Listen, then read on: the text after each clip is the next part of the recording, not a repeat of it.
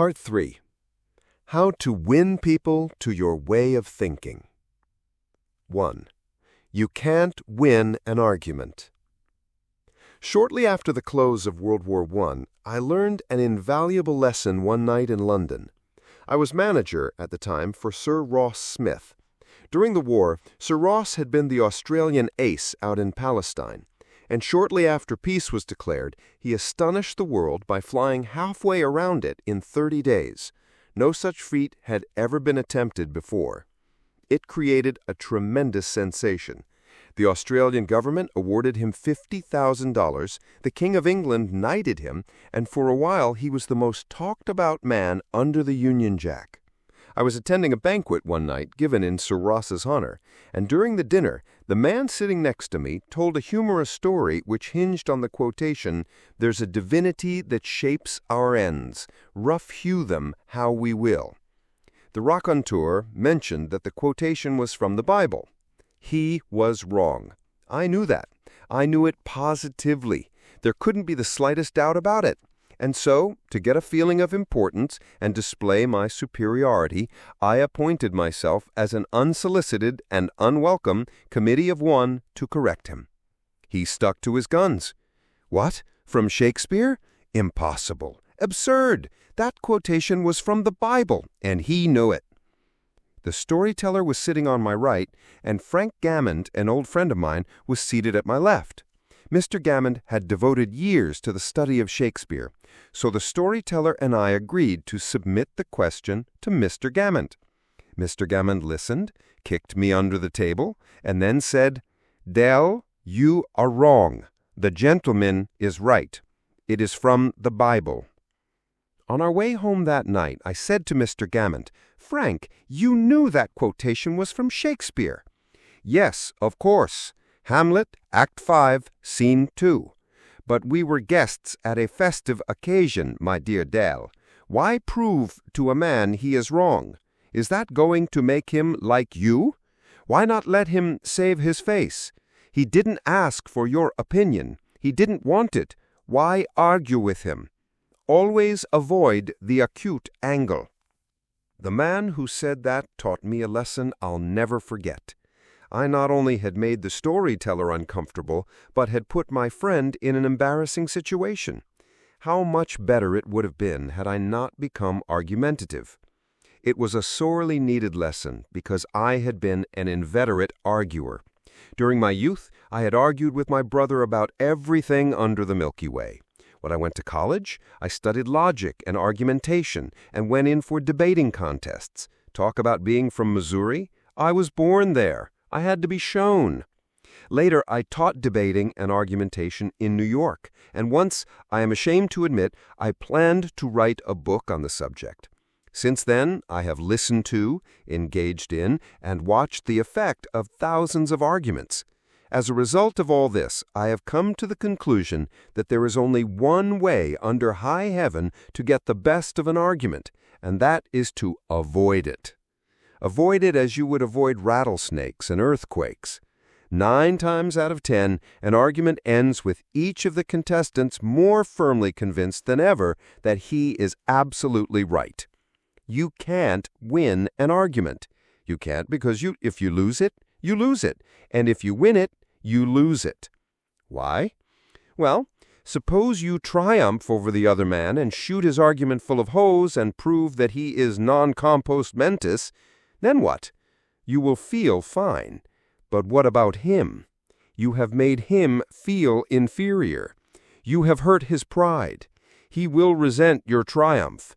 And a man convinced against his will is of the same opinion still. Years ago, Patrick J. O'Hare joined one of my classes.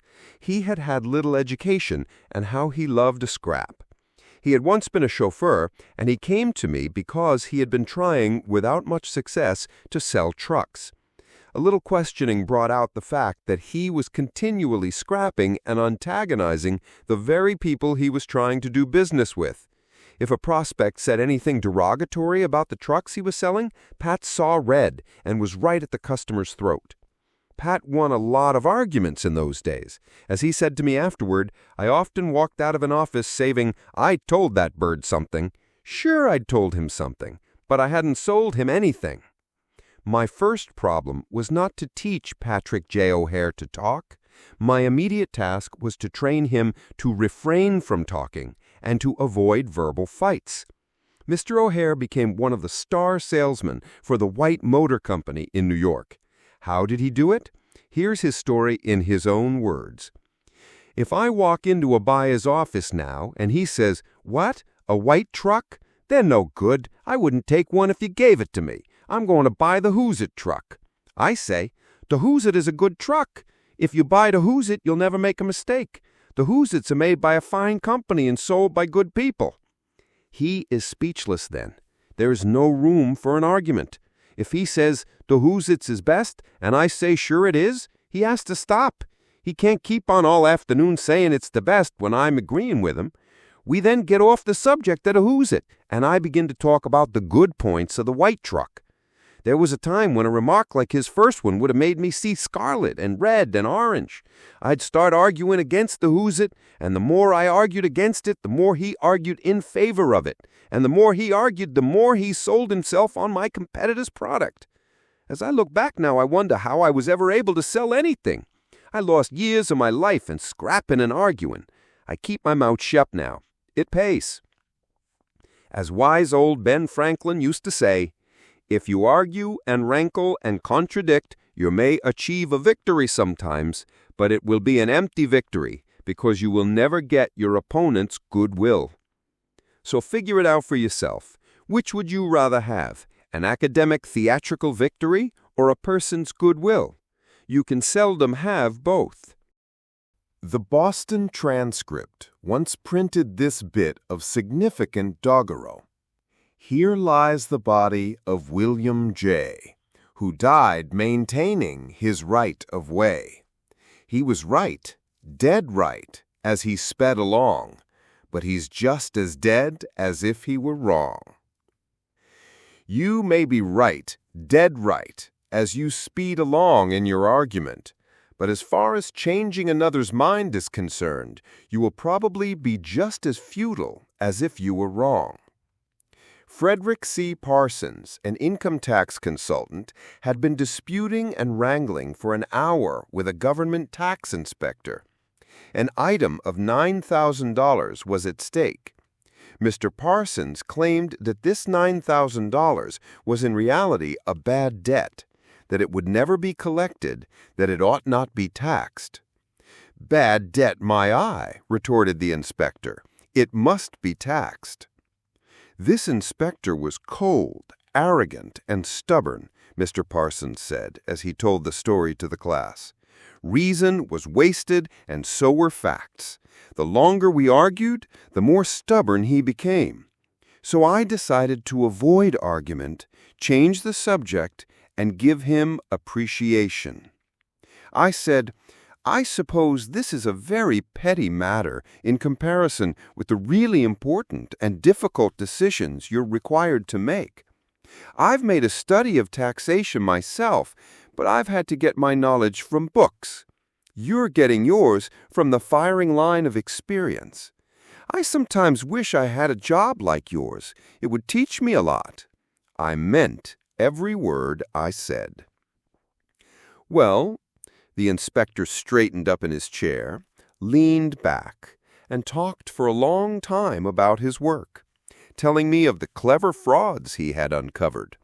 His tone gradually became friendly, and presently he was telling me about his children. As he left, he advised me that he would consider my problem further and give me his decision in a few days. He called at my office 3 days later and informed me that he had decided to leave the tax return exactly as it was filed.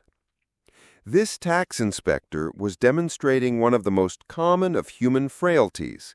He wanted a feeling of importance, and as long as Mr. Parsons argued with him, he got his feeling of importance by loudly asserting his authority. But as soon as his importance was admitted, and the argument stopped, and he was permitted to expand his ego, he became a sympathetic and kindly human being.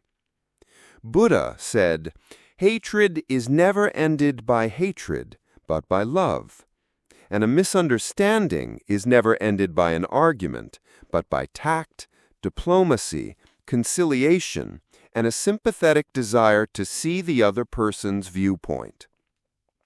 In an article in Bits and Pieces, some suggestions are made on how to keep a disagreement from becoming an argument. Welcome the disagreement. Remember the slogan, "When two partners always agree, one of them is not necessary." If there's some point you haven't thought about, be thankful if it is brought to your attention. Perhaps this disagreement is your opportunity to be corrected before you make a serious mistake. Distrust your first instinctive reaction. Our first natural reaction in a disagreeable situation is to be defensive. Be careful. Keep calm and watch out for your first reaction. It may be you at your worst, not your best. Control your temper. Remember, you can measure the size of a person by what makes him or her angry. Listen first. Give your opponents a chance to talk. Let them finish. Do not resist, defend, or debate. This only raises barriers.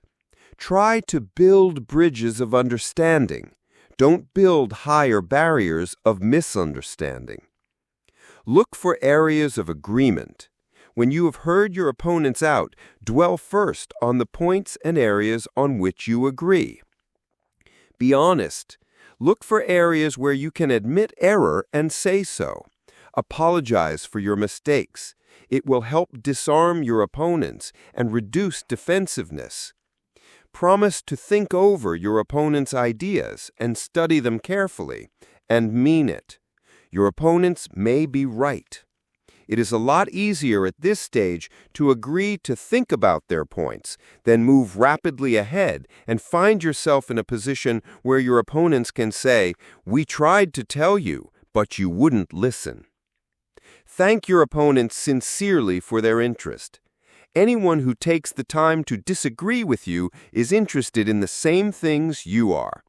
Think of them as people who really want to help you, and you may turn your opponents into friends.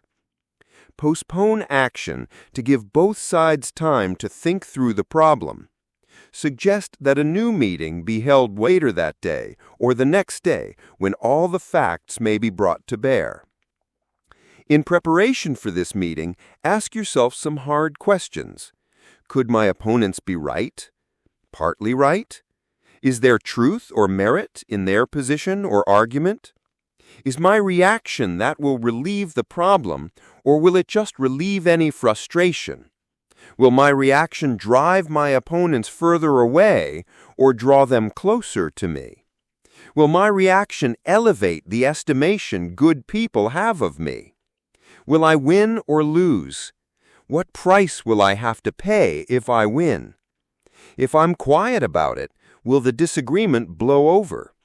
Is this difficult situation an opportunity for me? Opera tenor Jan Pearce, after he was married nearly 50 years, once said, "My wife and I made a pact a long time ago, and we've kept it no matter how angry we've grown with each other.